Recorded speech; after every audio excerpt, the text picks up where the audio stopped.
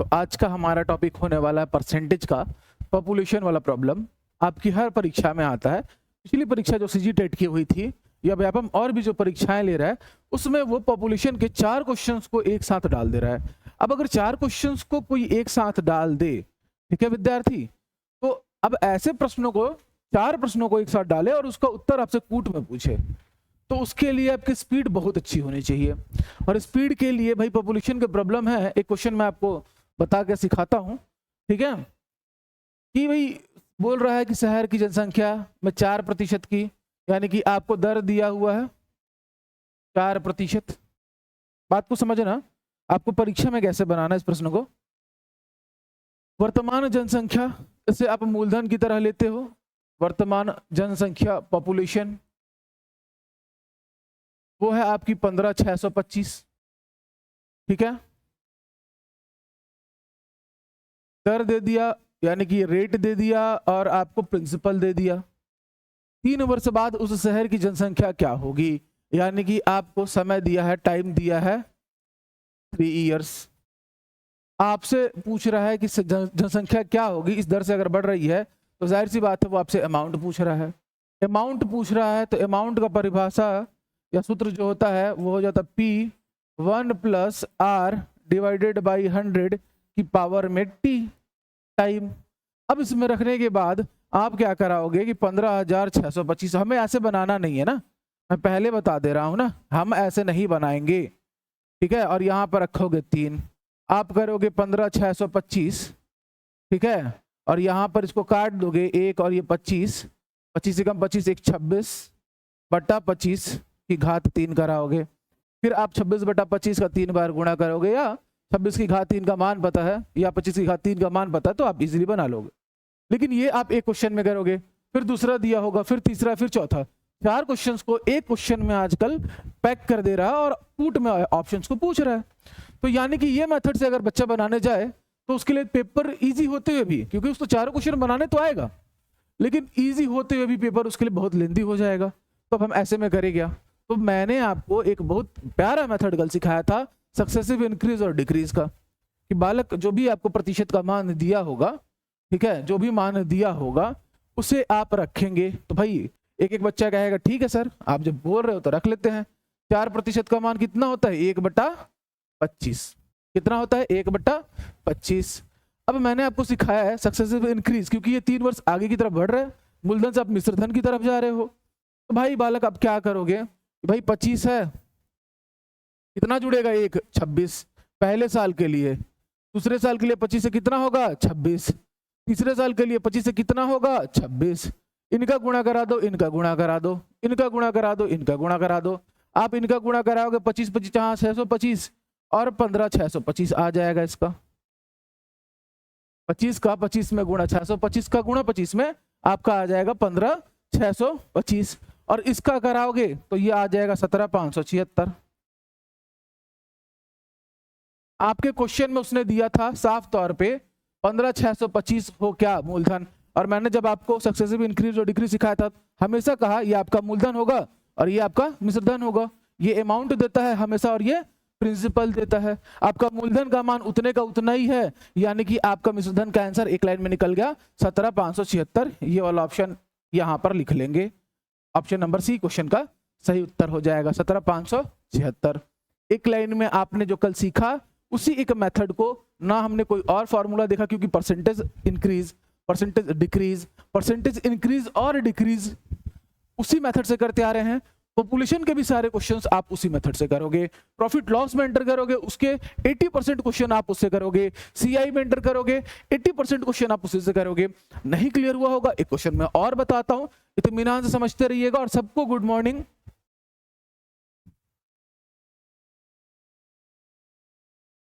HD बैरागी है या हद बैरागी हैं, अनिल जी गुड मॉर्निंग, सबको गुड मॉर्निंग। तो ये वाला मेथड बच्चा कोशिश करें अवॉइड करें इसको, ठीक है।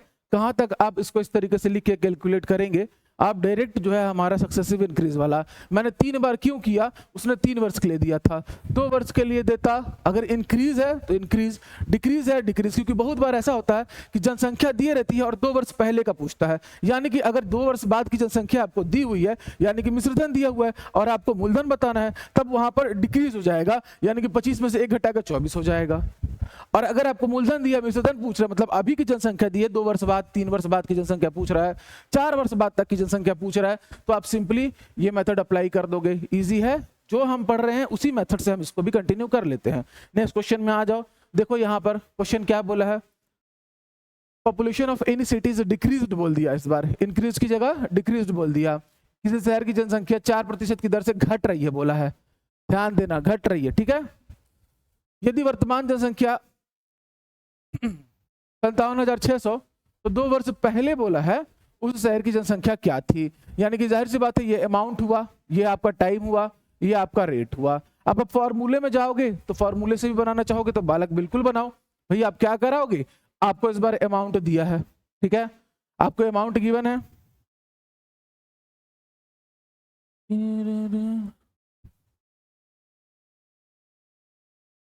चलो पहले हम अपने मेथड देखते हैं, फिर बस वहां पे माइनस आ जाएगा, उसको ध्यान में रख के बना देंगे। 4% का मान 1/25, 4% का मान 1/25। अब कह रहा है कि घट रही है, सक्सेसिव डिक्रीज हो रहा है, यानी कि इधर 25 आएगा और 25 में से उसका अंश घटा दोगे, क्या आ जाएगा 24, क्या आ जाएगा 24। क्लियर हुआ। ये काम कितने टाइम करना है रिपीटिशन में, तो 2 वर्ष के लिए, तो यहाँ 25 आया, फिर यहाँ कितना आ जाएगा वापस से 24, 25 जहां 625, और इधर इसका जो गुणा है 24 और 24, ध्यान देना ये आपका होता है 576, कितना हो जाता है 576।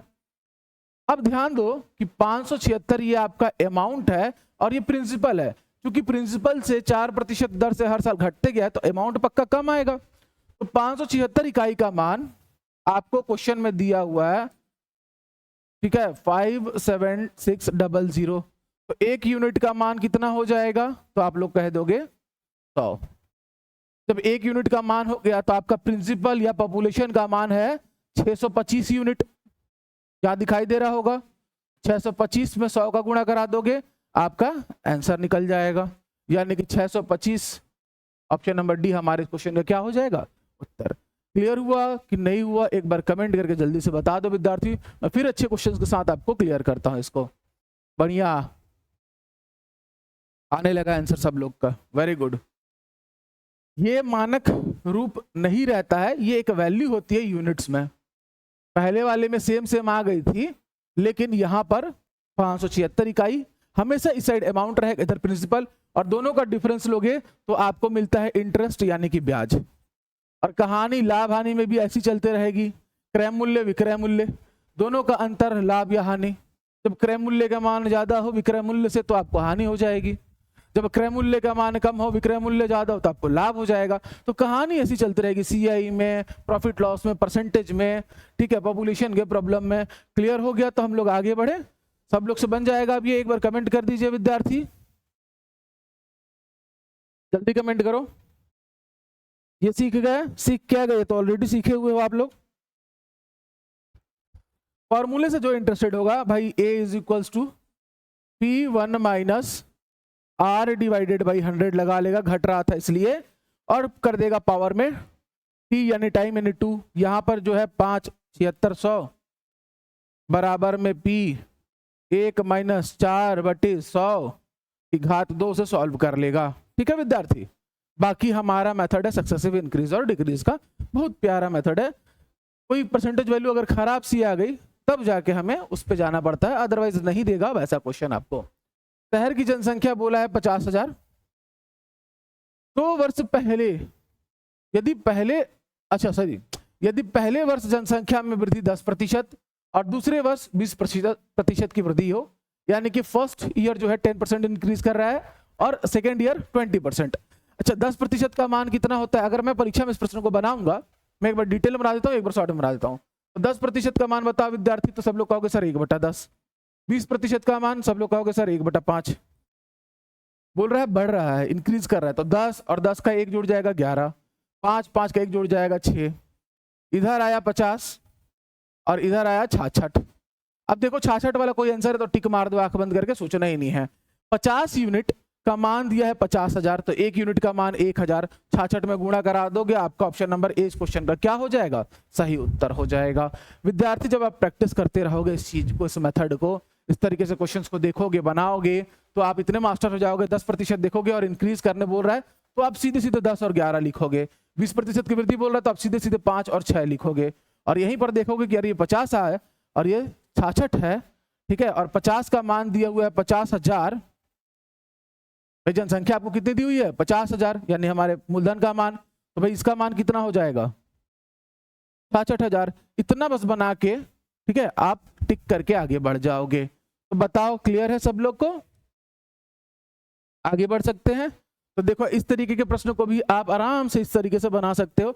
बाकी फॉर्मूले से बनाना चाहोगे तो बिल्कुल बना सकते हो भाई। 1 प्लस एक बार 10/100 और फिर एक ब्रैकेट में 1 प्लस 20 डिवाइडेड बाई 100 करोगे और गुणा भाग कराओगे, बट ज्यादा फास्ट है ये। एक शहर में जनसंख्या 1 लाख है, पहले वर्ष जनसंख्या में 10% की वृद्धि और दूसरे वर्ष 10% की कमी, तो 2 वर्ष के अंत में जनसंख्या ज्ञात कीजिए। अच्छा एक बात बताओ, मैंने आपको प्रतिशत वृद्धि प्रतिशत कमी पढ़ाया, मैंने आपको जब प्रतिशत वृद्धि और कमी हो एक साथ वो भी पढ़ाया, मैंने आपको पढ़ाया कि जब एक समान प्रतिशत बढ़े घटे तो हमेशा आपको पता है क्या होता है, x²/100। यानी कि यहां पर कायदे से अगर आप देखोगे, ठीक है, वैसे तो एक बार वृद्धि और एक बार कमी हो रही है, आप अपने मेथड से बनाओगे तो आप लिखोगे सर एक बार 10 है तो एक बार 11 हो जाएगा, एक बार 10 है तो कम कर देंगे तो 9 हो जाएगा। क्लियर है कि नहीं, क्लियर सब लोग को, क्लियर है कि नहीं क्लियर है ये। तो अगर जनसंख्या 1 लाख थी, 100 का मान 1 लाख है, 3 जीरो, तो इसमें 3 जीरो लग जाएगा, 99,000 हमारे क्वेश्चन का क्या हो जाएगा, आंसर। वैसे भी कल एक एग्जांपल भी बताया था मैंने अपने स्कूल टाइम का, एकदम ट्रू स्टोरी था वो, ठीक है, कि कभी भी 100 का मान है 10% बढ़ा के घटाओगे, कोई भी राशि 10% बढ़ा के घटाओगे 1% का हानि होगा। तो मैं क्वेश्चन को पढ़ते ही समझ जाता कि एक बार बढ़ा रहा है फिर घटा रहा है, यानी कि 1% का ये हानि देगा जरूर जरूर, तो इसमें 1% निकाल देते, माइनस करा देते, तो आपका आ जाता कितना, 1 लाख में से 1000 माइनस करा देते, 99,000 आ जाता। ठीक है, तो अब बताओ, सोचना चालू करो, जो पीछे का पढ़े हो उसको जोड़ना चालू करो, तब जाके मजा आएगा और आपका मैथ्स बहुत तेज हो जाएगा। एक लाइन में हमारा आंसर आया कि नहीं भाई, इतने का मान दिया है 1 लाख, तो 1 यूनिट का मान यहां से हमें मिल जाएगा 1000। जब इतने का मान 1 लाख है तो इतने का मान कितना हो जाएगा जी, 99,000। यानी कि हमारे क्वेश्चन का आंसर क्या हो जाएगा, ऑप्शन नंबर ए। तो इस तरीके का प्रश्न पॉपुलेशन आज तक अगर परेशान करता भी होगा तो आज के बाद आप लोगों को कभी परेशान नहीं करेगा। और वीडियो अगर अच्छा लग रहा होगा तो भाई ठीक है, आप लोग इसको शेयर जरूर करना और चैनल को लाइक और सब्सक्राइब कर लेना।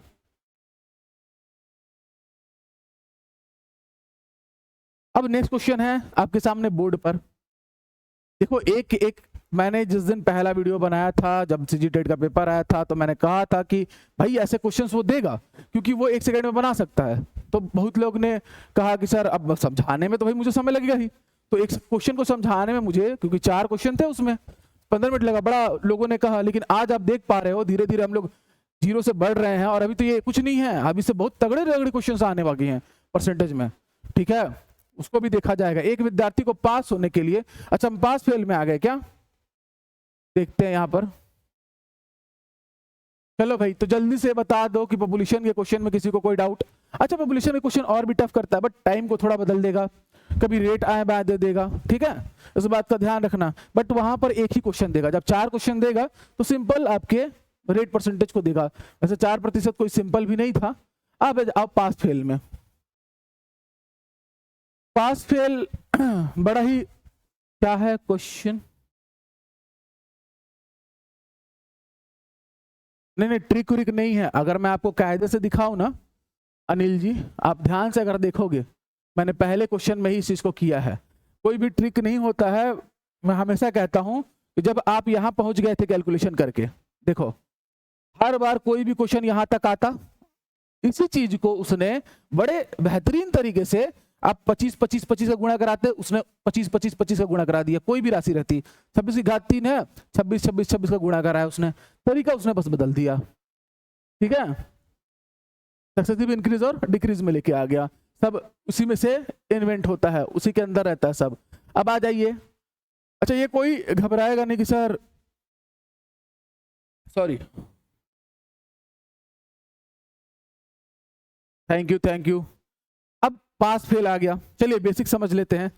कोई भी विद्यार्थी बिल्कुल परेशान नहीं होगा कि सर ये ऐसा नहीं है वैसा नहीं है, आप भरोसा रखो मेरे ऊपर। मैथ्स के हर चैप्टर का कोडेड क्वेश्चन भी आएगा, कूट वाला प्रश्न, लेकिन मैं चाहता हूं कि पहले आप बेसिक सॉल्व कर लो, क्योंकि अब कूट वाले प्रश्न में 4 क्वेश्चन 3 क्वेश्चन हम लोग ऐड करेंगे और सेशन रीजन ऐड करेंगे हर चैप्टर से, तो वहां पर आपका बेसिक क्लियर होना चाहिए। फिर वहां आपको डांट पड़ेगी अगर आपसे आप ये भूल जाओगे, तो मैं वहां उस स्पीड कैसे बना पाऊंगा, समझना इस बात को, ठीक है। तो इसलिए बड़े अच्छे से इसको क्लियर करते चलो कि वहां पर आपकी स्पीड आए।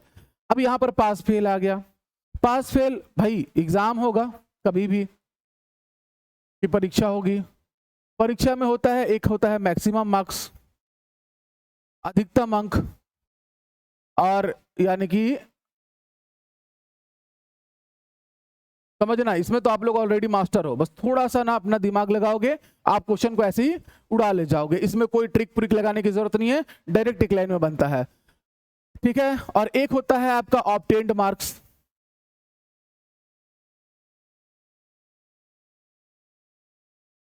जिसे आप बोलते हो प्राप्तांक।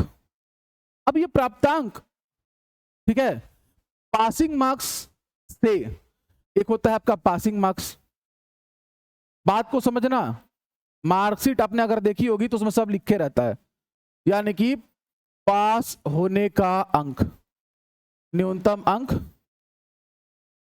अब अगर आपका प्राप्तांक ऑब्टेन्ड मार्क्स पासिंग मार्क्स से कम है, यानी कि आप परीक्षा में फेल हो चुके हो। ग्रेस वगैरह दिमाग मत लगाने लगना, ग्रेस का प्रश्न नहीं पूछता है गणित में परसेंटेज में, ठीक है। सभी विद्यार्थी बात को ध्यान समझना। भाई एक तो होता है अधिकतम अंक, 500 अंकों की परीक्षा हुई, पासिंग मार्क्स को उसने मान लो रखा 150, ठीक है, और आपके आए 130-35, तो आप क्या हो जाओगे, फेल हो जाओगे। लेकिन वो 130-35 आपका प्राप्तांक कहलाएगा, ऑब्टेन्ड मार्क्स कहलाएगा। अब ये तो था अंकों का खेल, आपकी जो मार्कशीट बनती है वो अंकों में बनती है, लेकिन आपसे कभी भी पूछा जाता है, कभी आप फॉर्म भरते हो, किसी को बताते हो, तो आप अपने अंकों को प्रतिशत में बताते हो कि हाँ मेरे जो है 12th में 94.3% आए थे, मेरे इतने आए थे उतने आए थे, तो ये आप परसेंटेज में बताते हो। तो यानी कि संबंध सीधे सीधे इतना है कि अंक हैं और उनको क्या है, प्रतिशत में निरूपित करना है। अब होगा क्या कि 2-3 विषयों का आ जाएगा कि भाई इस विषय में फेल, इस विषय में पास, और बोल देगा कि दोनों ही विषय में इतने विद्यार्थी, एक कक्षा का निकाल देगा, एक आपका अकेले का मार्कशीट बना, एक पूरी क्लास का बनेगा कि हिंदी और इंग्लिश की परीक्षा हुई तो इंग्लिश में इतने प्रतिशत विद्यार्थी पास हुए या फेल हुए, हिंदी में इतने हुए, और इतने जो थे दोनों में ही फेल हो गए या दोनों में ही पास हो गए। कहानी समझ लो तो एक बार में बन जाएगा क्वेश्चन, ठीक है। आज की क्लास में ये भी खत्म हो जाएगा। तो सिंपल आप एक फॉर्मूला लगाना, बेसिक वाला, सबसे बेस्ट फॉर्मूला है, आपको चाहे वो पास दिया हो फेल दिया हो, ठीक है। अभी फिलहाल इस क्वेश्चन के लिए नहीं, मैं बस आपको पासिंग जो है परसेंटेज निकालने का फॉर्मूला बता रहा हूं।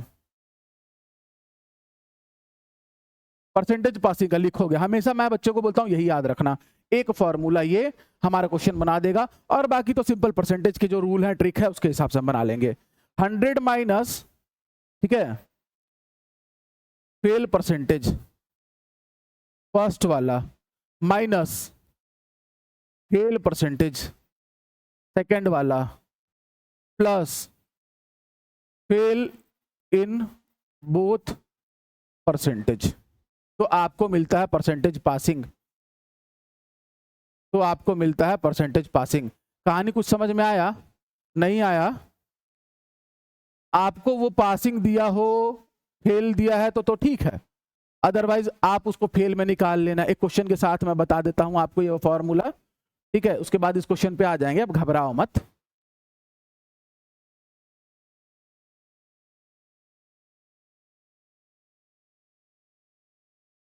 यहां देखो, पढ़ो इस क्वेश्चन को ध्यान से, हम वापस आएंगे अपने प्रश्न पे भी।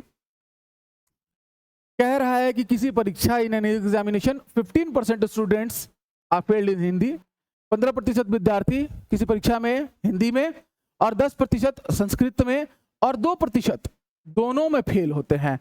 दोनों विषयों में पास होने वाले विद्यार्थियों की संख्या प्रतिशत में ज्ञात करो। अब किस्मत से फर्स्ट फेल परसेंटेज आपको दिया हुआ है, ध्यान देना 15%। मैं क्यों कह रहा हूं कि वही एक फॉर्मूला यूज करना, अलग अलग बहुत सारे याद रखने की जरूरत नहीं है, इतना आप जोड़ घटाव करना जानते हो और इसमें कैलकुलेशन टफ नहीं आता है, एक लाइन में बना लोगे, ठीक है। और बोथ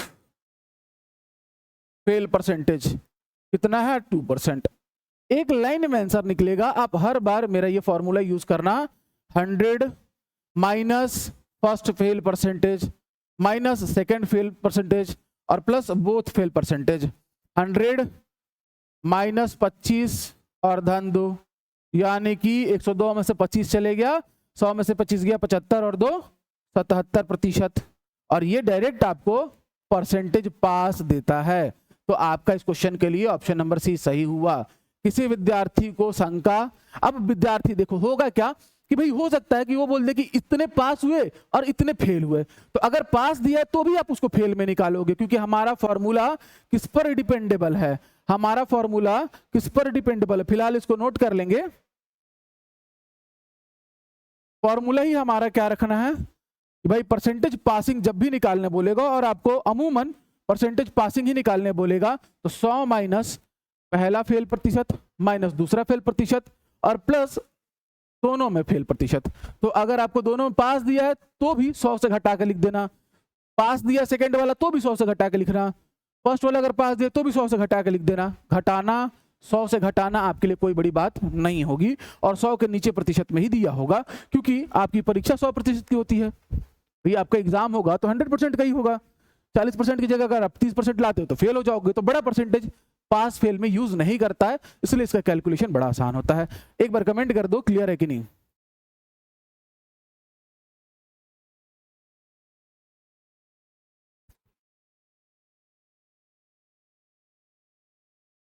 इस क्वेश्चन को रुको ना, अभी बनाएंगे ना, हर चीज का एक पैटर्न होता है, उसको लेके अभी इसी क्लास में बनाएंगे, आप टेंशन मत लो। वो तो एक लाइन का प्रश्न नहीं है जी, 175 और 25 जोड़ दो 200, 2/5, 2 का मान 200 तो 5 का मान 500, बात खत्म हो जाएगा, वहां सोचने की जरूरत ही नहीं है। हाँ, यहाँ पर किसी परीक्षा में 35% विद्यार्थी एक विषय में फेल हो जाते हैं, 42% विद्यार्थी दूसरे विषय में फेल हो जाते हैं, 15% विद्यार्थी दोनों में फेल हो जाते हैं। तो भाई पासिंग परसेंटेज का मान आप सीधे सीधे आंख बंद करके निकाल दोगे, 100 माइनस 35 माइनस 15 ना कि 42 और धन 15, यानी कि 115 और माइनस ये हो जाएगा 7 और 7। अब घटा देना, आपका आ जाएगा उत्तर। नहीं कुछ गलत हुआ है क्या? नहीं भाई, दोनों में फेल ही तो बोला है ना। इंग्लिश वाला पढ़ लेते हैं। 35% स्टूडेंट फेल हो गए एक सब्जेक्ट में, 42% फेल हो गए दूसरे में, और 15% फेल हो गए दोनों में। अब 2500 दिया है, क्या दिया है उसको बाद में देख लिया जाएगा। तो how many students are passed, भाई देखो इसमें से माइनस करा दो, कितना आ जा रहा है आपका 15 ये है, और यहां से आ जाएगा आपका 23, यानी कि 38। 38% परसेंटेज पास स्टूडेंट निकला, कितना 38%, यानी कि 38% कुल विद्यार्थी पास हुए। कुल विद्यार्थी हैं 2500, तो आंसर हो जाएगा 2500 गुणा 38 बटे 100। 2500 में से 3800 विद्यार्थी, सॉरी 38% विद्यार्थी पास हो गए। शून्य से शून्य काट दोगे, 25 का 38 में गुणा करा दोगे, 25 का 40 में गुणा करा दो, 25 का 40 में गुणा करा दो। उसके बाद 25 दूना 50 कम कर देना, तो 25 का 40 में गुणा कराओगे तो 1000, 25 दूना 50 कम करोगे तो ऑप्शन नंबर बी हमारे प्रश्न के लिए सही उत्तर हो जाएगा 950। तो बताओ परसेंटेज फेल और पास वाला क्लियर हुआ सब लोग को? तो आगे बढ़ते हैं, एक लाइन में बन रहा है। यहां जबरदस्ती सब सक्सेसिव इंक्रीज और डिक्रीज मत लगाने लग जाना। एक परीक्षा में 70% विद्यार्थी अंग्रेजी, 65% गणित में उत्तीर्ण हुए बोला, इस बार पास बोल दिया। दोनों विषयों में अनुत्तीर्ण रहे कितने 27%। यदि 248 विद्यार्थी उत्तीर्ण हुए तो कुल विद्यार्थियों की संख्या बताओ, घबराना नहीं। यही तो सिखा रहा था। हमने क्या पढ़ा कि सर आपने तो पढ़ाया परसेंटेज पास अगर लेना हो तो 100 minus first fail percentage minus second fail percentage और प्लस बोथ फेल परसेंटेज। मैं 100 में से कोई भी पास वाला ले रहा हूं क्या? नहीं ले रहा हूं। मैं इसलिए दूसरा फॉर्मूला नहीं लिखवा रहा हूं कि हम इसी एक से अपना काम चलाएंगे, हम नहीं बदलेंगे यार बार बार, एक तो इसे याद करना मुश्किल हो जाता है। 100 कहानी बस थोड़ा सा बदल देना बालक।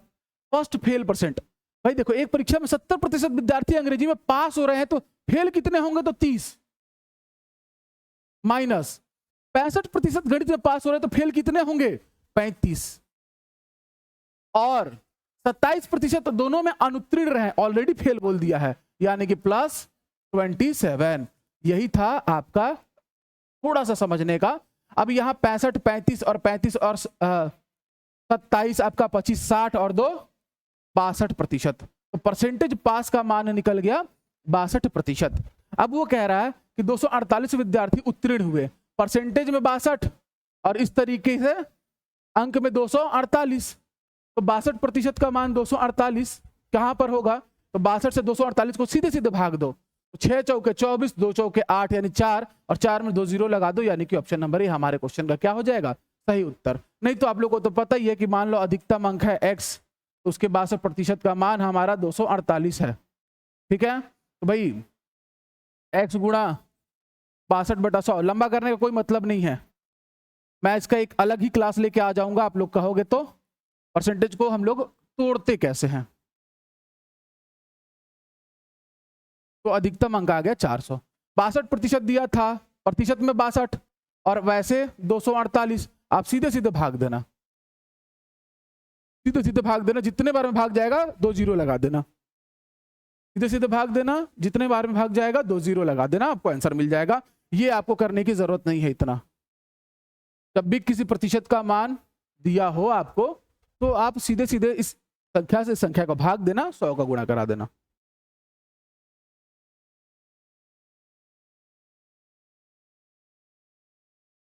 देखो हमारे पास, तिलक ध्यान दो, हमारे पास इस बार दे रहा है passing percentage. First pass percentage दिया है कि 70% विद्यार्थी अंग्रेजी में पास हो गए, गणित में सेकंड पासिंग परसेंटेज,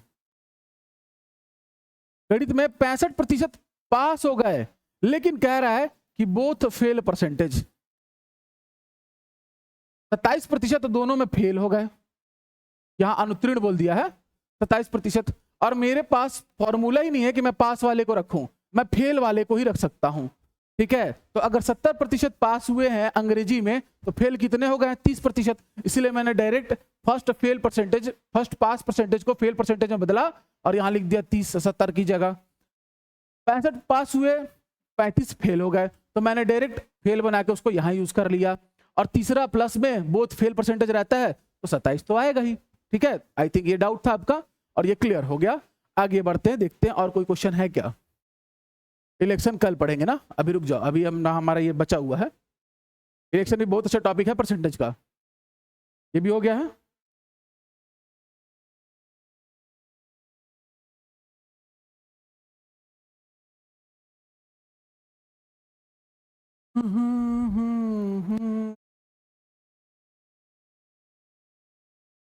चलो आ जाओ अपने इस प्रश्न में। ये फॉर्मूला हो गया, सब लोग लिख लिए हैं ना इसको?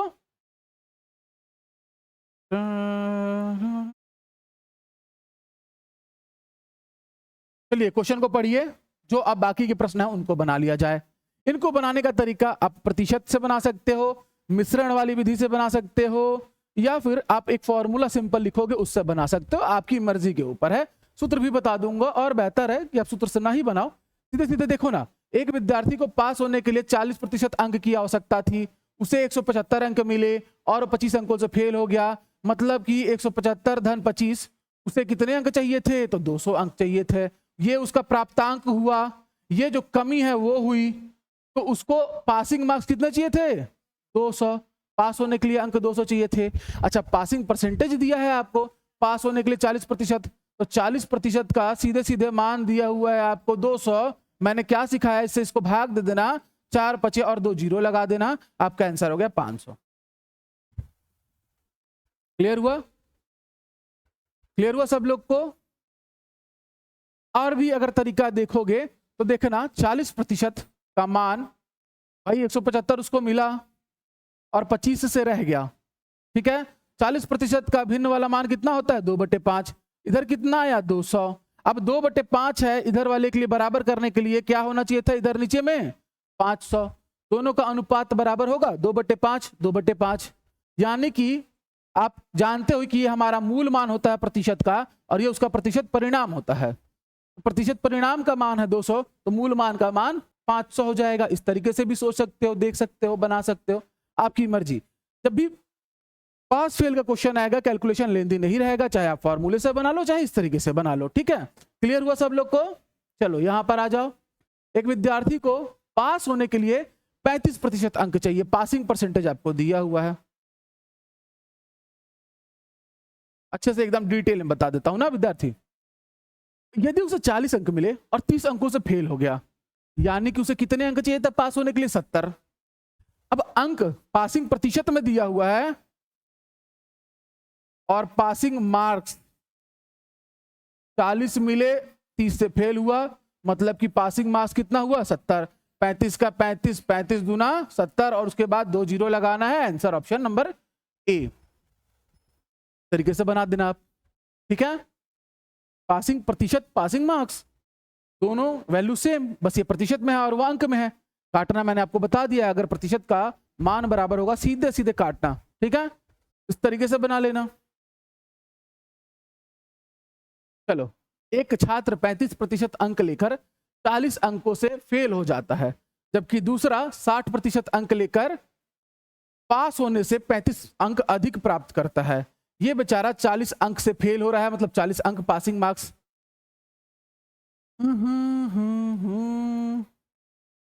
पासिंग परसेंटेज,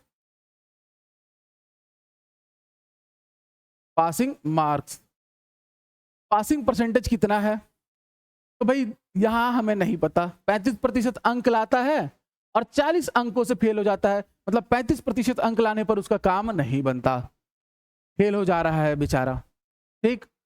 जबकि दूसरा 60% अंक लाता है और 35 अंक अधिक प्राप्त कर लेता है पासिंग मार्क्स से। तो भाई पासिंग मार्क्स से एक ठोक तो कम वाला कितना दिया हुआ है, 40 कम, एक ठोक ज्यादा वाला कितना दिया हुआ है, 35 अंक। ध्यान देना। और पासिंग मार्क्स है बीच में बॉर्डर पे, भाई पासिंग मार्क्स बीच में है, पासिंग मार्क्स से -40, पासिंग मार्क्स से 35 ज्यादा। तो अब इन अंकों का डिफरेंस निकाला जाए, अंतर निकाला जाए, और अंतर से याद रखना सीधे सीधे मतलब माइनस नहीं होता। पासिंग मार्क्स से 40 कम, पासिंग मार्क्स से 35 ज्यादा, ठीक। पासिंग मार्क्स से 35% और पासिंग मार्क्स से, पासिंग परसेंटेज से, सॉरी, ठीक है, ध्यान देना इस बात का। पासिंग परसेंटेज से कम 35%, पासिंग प्रतिशत से ज्यादा 60%। कुछ नहीं करना, इन दोनों का अंतर लोगे तो 60 में से 35 माइनस कराओगे, कितना आ जाएगा, तो आप लोग कहोगे सर 25%। कितना आ जाएगा, 25%। और यहां इनका अंतर लोगे तो ये माइनस में ऑलरेडी जैसे हमने लिख दिया है, तो इन दोनों का अंतर आ जाएगा हमारा 75। क्यों भाई, जल्दी से बताओ। अरे वाह, आंसर भी आ गया लोगों का। अभी एक और मेथड बताऊंगा, अच्छा वाला, फास्ट वाला। तो यहां आया 75, 25% इन परसेंटेज के बीच का डिफरेंस था, और इनके बीच का, चूंकि पासिंग मार्क्स से 40 पीछे और 35 आगे, जोड़ दो पूरा, तो 40 और 35 कितना हो जाएगा, 75। वही इस 25% का मान है। 25 से कम 25 तिया 75, और 3 आ गया तो 2 0 लगा देते हैं, हमारा ऑप्शन नंबर क्या हो जाएगा, सी उत्तर हो जाएगा। सूत्र की बात करोगे तो भाई देखो, ऐसा होगा, एक लड़का फेल हुआ, एक पास। एक बार होगा कि दोनों लड़का पासिंग मार्क्स से ज्यादा नंबर लाएगा, एक बार होगा कि दोनों लड़का पासिंग मार्क्स से कम नंबर लाएगा, दोनों के दोनों फेल हो जाएगा। 3 कंडीशन ही बनेगा ना। 2 लड़के अगर हैं तो एक बार ऐसा होगा कि दोनों ही पास हो गए, एक बार ऐसा होगा कि दोनों फेल हो गए, और एक बार ऐसा होगा कि एक पास हुआ और एक फेल हुआ। इसके अलावा कोई चौथा कंडीशन हो सकता है? 2 स्टूडेंट है तो बताओ, तो किसको किसको डाउट है अभी भी?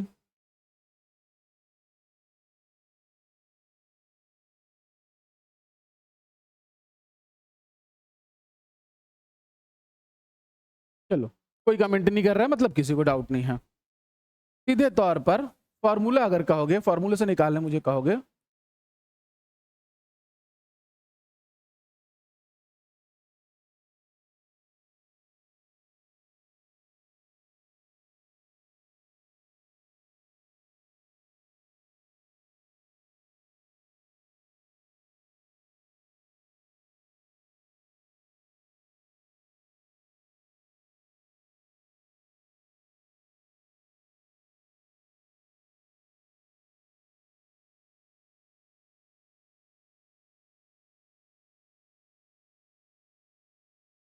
एक्स और वाई परसेंटेज उन दोनों स्टूडेंट्स का, और एक्स और वाई ऊपर वाला मार्क्स है। लेकिन यहां पर डिफरेंस के रूप में दिया गया है, और ये तब होगा जब दोनों बच्चे ज्यादा अंक ला ले या कम अंक ला ले। लेकिन अगर एक कम और एक ज्यादा लाता है तो आप सीधे तौर पर x प्लस वाई यहां कर दोगे, और यहां पर तो अभी भी x और y परसेंटेज का डिफरेंस ही लेना और गुणा करा देना 100 से। बट सूत्र याद ना करो, सूत्र से ना बनाओ तो ज्यादा बेहतर रहता है। यहाँ 45, 40 और 35 बट्टे में 60 और 30 का अंतर, 25 ऊपर में 75, ठीक है, तो 25 तिया 75 और 100 300 आ जाएगा आपका उत्तर। बट इससे ना बनाओ, आप सिंपली देखो ना, एक का मान है 35%, एक का फेल हो गया, ये पास हो गया, दोनों के बीच का अंतर कितना आया? 25%। भाई इतने में फेल हो रहा है, इतने में पास हो रहा है, तो दोनों के बीच की जो दूरी है वो 25% आई, ठीक है। अब एक बार 40 से फेल हो रहा है और एक बार 35 से पास हो रहा है, तो दोनों के बीच का कितना आ गया दूरी? 75। तो 25% का मान अगर 75 है, 25% का मान अगर 75 है, भाई आपके 100% का मान कितना हो जाएगा?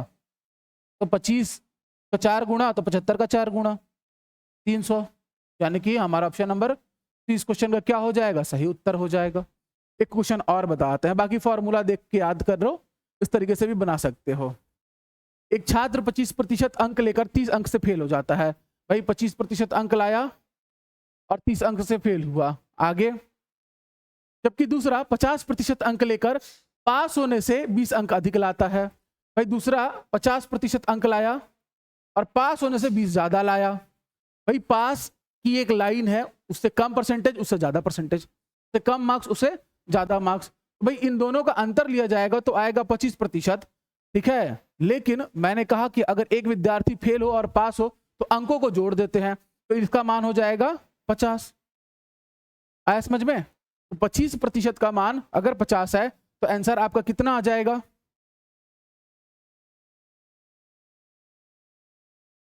तो 1% का मान कितना आएगा? 25% का मान 50 है तो 1% का मान कितना आएगा? तो 25 दूना 50। मैं अभी प्रतिशत में रखा हूं, पूरे मान की बात करोगे तो 200। पास होने के लिए कितने प्रतिशत अंकों की आवश्यकता है बोला है, इसको थोड़ा सा इसने एक लाइन से घुमा दिया। पास होने के लिए कितने प्रतिशत की, अब ध्यान देना, 25% अंक लाता है बेचारा और 30 अंक से फेल हो रहा है। कितने अंक से फेल हो रहा है? 30 अंक है, 2 अंक 1% के बराबर है, तो 30 अंक कितने? 15% के बराबर, यानी कि 15% की कमी के कारण वो क्या हुआ था? फेल हुआ था। कितना प्रतिशत मिला था? 25। तो भाई पास होने के लिए उसे कितना चाहिए? तो 25 धन 15, अर्थात 40% अंक अगर वो लाता, ऑप्शन नंबर बी, तो वो पास हो जाता।